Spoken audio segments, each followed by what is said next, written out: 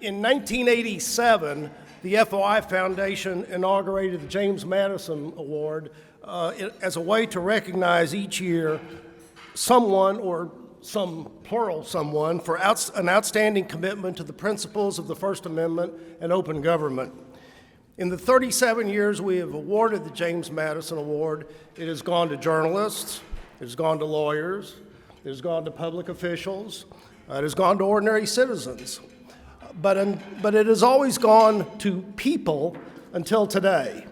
Because today our winner is an academic institution, an institution which is represented so ably by some individuals we're going to hear from in a moment, but is an institution that has established itself and will continue to be something that serves Texas beyond the abilities of any one individual. The winner of the James Madison Award this year is the First Amendment Clinic at the SMU Dedman School of Law. The clinic concept has been a part of legal education for a long, long time. SMU's law school started its first clinic in 1948, and the concept is well entrenched. The idea is that law students are able to supplement their classroom education by working with practicing attorneys on real cases for real clients. Usually they are clients for whom access to justice might not otherwise be possible. And it allows the attorneys to have the assistance of the students. The students are compensated with course credit, and clients who might not otherwise have good legal representation are able to have that access to justice, which is so important. In the early years, legal clinics were usually limited to areas of law such as domestic relations, landlord-tenant, those types of cases. But more recently, many law schools, including SMU, have expanded their clinic programs well beyond that. And in 2020, SMU was given an opportunity to establish a clinic in the First Amendment law. Happily for all of us, SMU accepted that opportunity. And in just the 4 years that the clinic has been in operation, it has been a wonderful resource for the citizens of Texas. In choosing its first director for the clinic, SMU chose very wisely. And the first director, who is with us here today and will come and accept the award, is Tom Leatherberry. Tom is well known to this organization. He is a former winner of the James Madison Award himself. He is a former president of our board of directors, and for more than 40 years he has been one of the outstanding First Amendment attorneys in Texas. And he has been a wonderful leader for the clinic, and particularly for any organization in the startup years. It is so important to have that type of leadership that Tom has given to the clinic.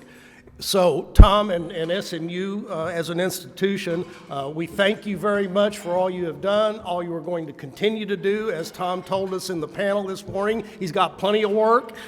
He's not running out of things to do, but we're glad that you could take time and be with us here today. And it is a real pleasure for me. I've known Tom for a long, long time.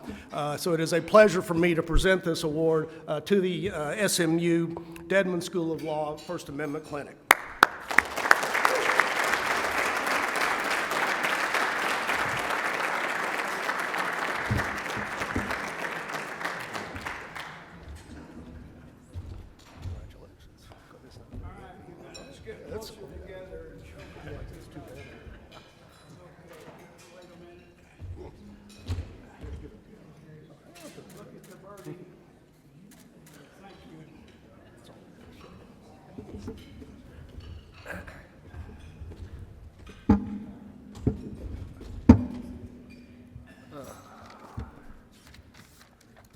Thanks very much, Tom.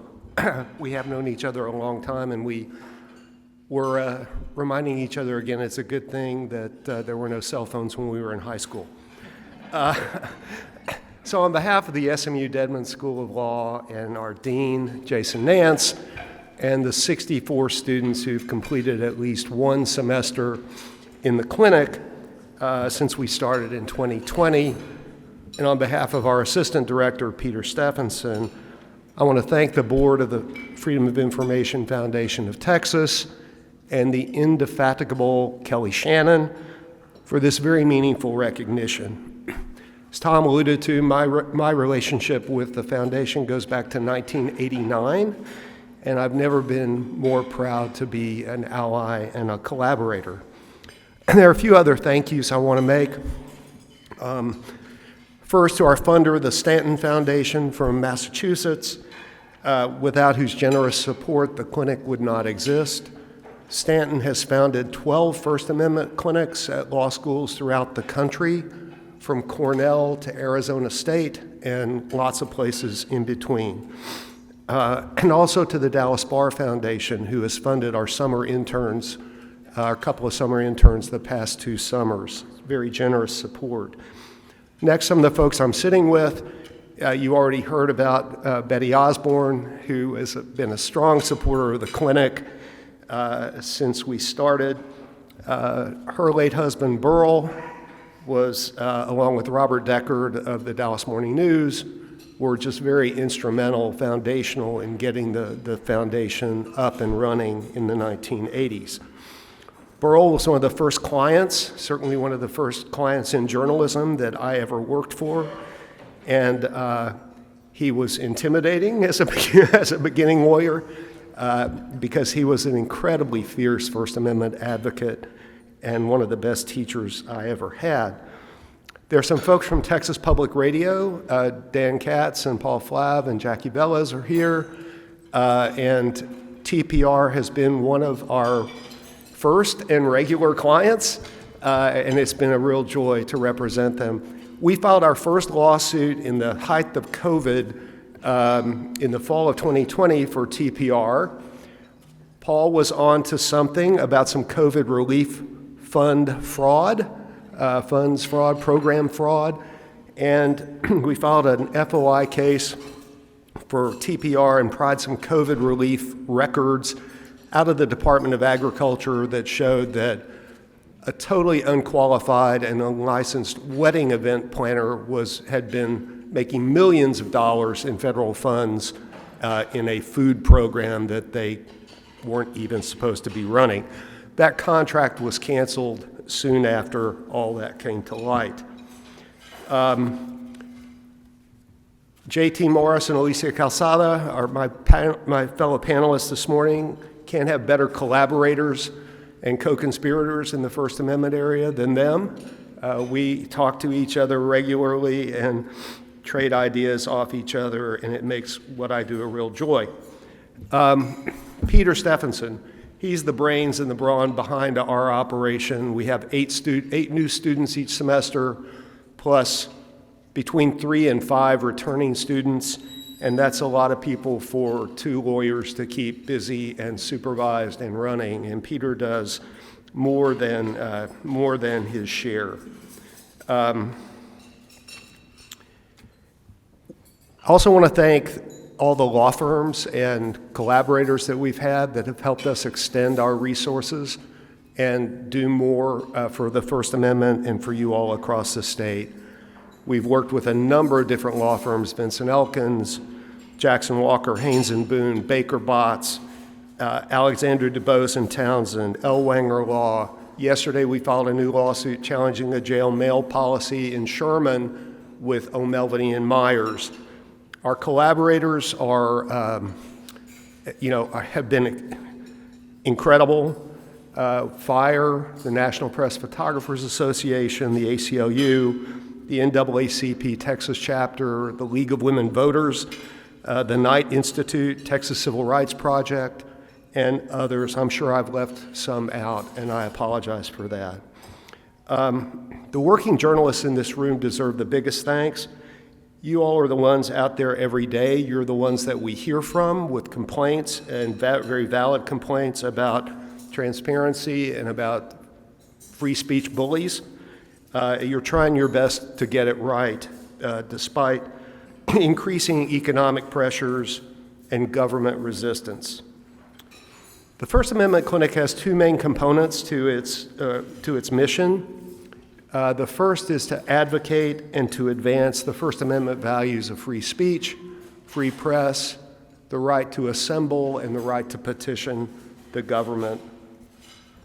The second mission Tom alluded to, which is to train law students to be better lawyers so they're more practice ready when they graduate from law school and get their first real job in the legal world. And also to train them to be First Amendment leaders in their communities, to appreciate the First Amendment values, regardless of what they do with their career. And that includes the First Amendment value of defending speech we hate, defending speech we don't agree with. Oliver Wendell Holmes called it defending opinions that we loathe and believe to be fraught with death. We hope we are accomplishing our mission, at least in small part. So thank you again to the foundation. Let's all keep fighting the good fight together. The First Amendment and government transparency are always at risk, and the legislature comes back into session in January, so it will be especially at risk, with no offense to those legislative aides, because they're working hard and are real advocates for us on a number of things. So I'll close by, and I can step down and do this, but I'll close by giving Kelly a small token of our clinic's appreciation for honoring us with this award. It's a refrigerator magnet, so it is very small. We're on a limited budget. And it contains, on it is printed our clinic's working mantra that I mentioned once already today: Texas, so many First Amendment violations, so little time. Kelly and I have talked about this. There may be a t-shirt in the works. Thank you all very much.